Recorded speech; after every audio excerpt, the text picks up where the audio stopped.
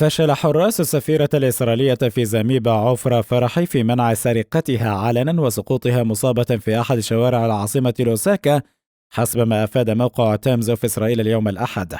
وكانت فرحي تعبر أحد الشوارع في العاصمة الزامبية برفقة حراسها الشخصيين، عندما أن اقتربت منهما سيارة وقام مستقلوها بانتزاع حقيبتها عنوة، ما تسبب في سقوطها وتعرضها لإصابات طفيفة نتيجة تشبثها بالحقيبة. نقلت على إثرها إلى مستشفى محلي لتلقي العلاج.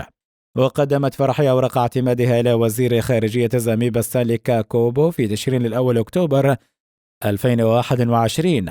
ومن غير المعروف بعد إذا ما كانت السلطات في لوساكا قد نجحت في توقيف المتهمين أو كشف لغز هذه السرقة، ولم تتوفر معطيات بشأن ما إذا كانت السفيرة الإسرائيلية هدف عابر بالنسبة لمن سرقوها، أي أن سرقتها كانت بالصدفة أم أنها كانت مستهدفة بشكل شخصي.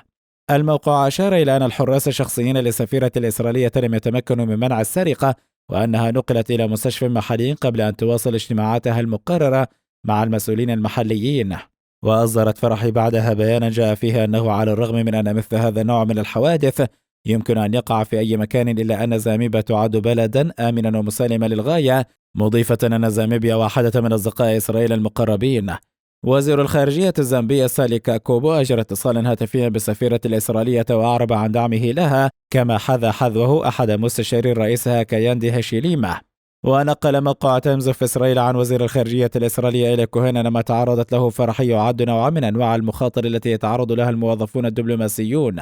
وذكر الوزير الإسرائيلي في بيان أن سفراء آخرين من إسرائيل في جميع أنحاء العالم يعرضون أنفسهم وعوائلهم للخطر من أجل خدمة البلاد، وقال إنهم يستحقون كامل التقدير.